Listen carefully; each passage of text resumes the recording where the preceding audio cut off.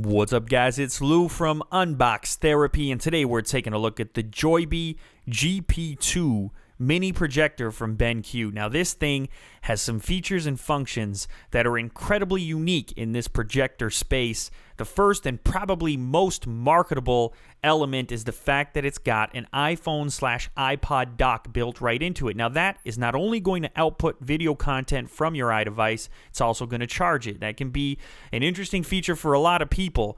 But on top of that, it's going to output 720p. It's got built-in memory, an SD card slot, a USB reader. It'll stream from your PC over USB. It's got HDMI.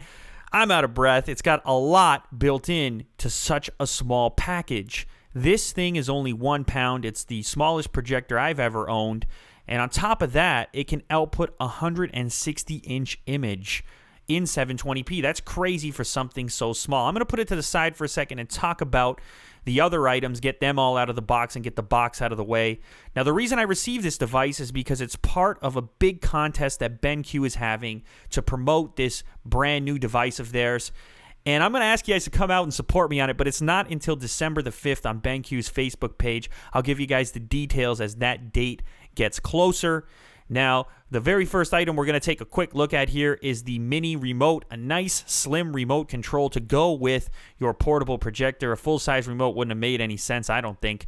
You've also got some North American warranty information.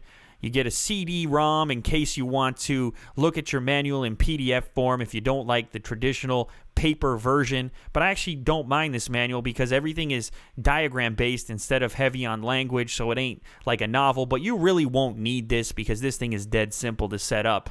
Now, here's a better look at that slim little remote control. And the interesting thing here is you don't only have buttons to control the projector, you've also got buttons to control the iPhone or iPod directly. So the integration here is pretty serious. They've really focused on integrating with the iDevices. Now, the power adapter, that's pretty boring. You've all seen one of these before. It's got a little Velcro strap to help you when you're traveling. We've also got a breakout style video cable here that's going to handle VGA, a composite as well, and that's all going to be supported via a breakout cable that looks a lot like Apple's 30-pin connector, as I'll show you in a second here. And I'm not sure why they've used that there, but it probably has something to do with the integration of iDevices. It doesn't really matter.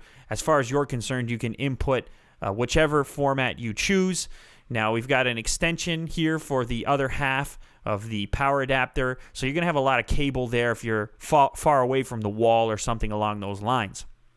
Now, here, the main attraction, the Joybee GP2, is housed in this nice microfiber style carrying case. And as I mentioned before, the main feature here is the size and weight. It is 1 pound. It fits in one hand, at least one of my hands. You've got a little bit of extra space in the carrying case. That's because there's an optional battery pack available for this thing that'll give you up to 3 hours of output. That could be amazing for times where you're not going to be near a power outlet at all, like if you're camping or outdoors or something along those lines, or just for convenience. So as you guys notice, on the top of the device, you've got this glossy finish, and you've got touch-sensitive buttons if you choose not to use the remote. You've also got, of course, the iPod dock that I mentioned earlier. That's kind of the big selling feature. I think that's what they're hoping people are going to be looking at most. You have your lens on the front of the device. As we get closer here, we can look at the ports. We've got Type A USB, Mini USB. We've got that breakout connector that I mentioned earlier. And then we've got HDMI. Can you imagine hooking up your PS3 or your Xbox 360 to this? You've also got audio in, headphone out, and DC in to power up the device, of course. But yeah, this could be a lot of fun for games every so often.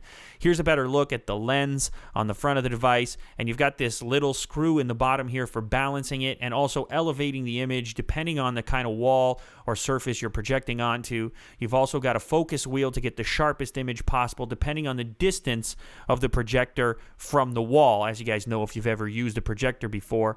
The SD card slot is on the front of the device, and this is real cool. You can load up to the internal memory or just keep it on the SD, your videos or even your documents if you want to use this thing for work. Really cool for such a small little device. It's got tons of different ways of interfacing with it. Now, the construction is solid. There's aluminum on the top. I'm really impressed at this point. As you can probably tell, this thing, the fit and finish is real nice all around. Look how tiny it is. I can palm the device in one hand here. It's crazy small. And as I said before, I've never personally owned a projector this size, so it'll be real interesting to see if I'm more inclined to pull it out because of how small it is. So it also had a tripod adapter if you want to hook it up to a tripod. That'd be a kind of a weird scenario, I guess, on the street or something. That might be convenient. Now, hooking it up to your iDevice is dead simple as well. You can see the infamous pink iPhone from videos before here. And you can output everything from personal content, like stuff that you've recorded on the iPhone that's in the camera application. As you can see here, you get a nice 720p image up on the wall. Now, this is obviously not projected huge, but it looks really good in a dimly lit room. This is not a pitch black room, so it's decent. You're getting 200 lumens. It's not going to blow you away, but it's nice for such a small device, as I said earlier. You can also play YouTube. It's just as at home playing YouTube videos. Here you can see one of the earliest Unbox therapy videos when I got the iPad 2 down in Buffalo. If you guys haven't seen that video, it's one of my first unboxings. Look, I didn't even have a knife.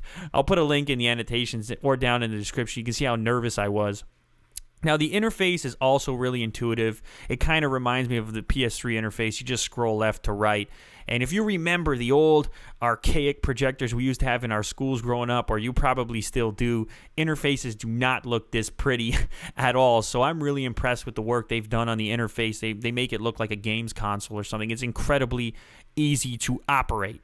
So anyway, guys, I mean, I hope you're as interested in this product as I am. As I mentioned before, it's part of a big BenQ promotional contest they're having, and hopefully once I give you guys the full details, you can come out and support me in that contest.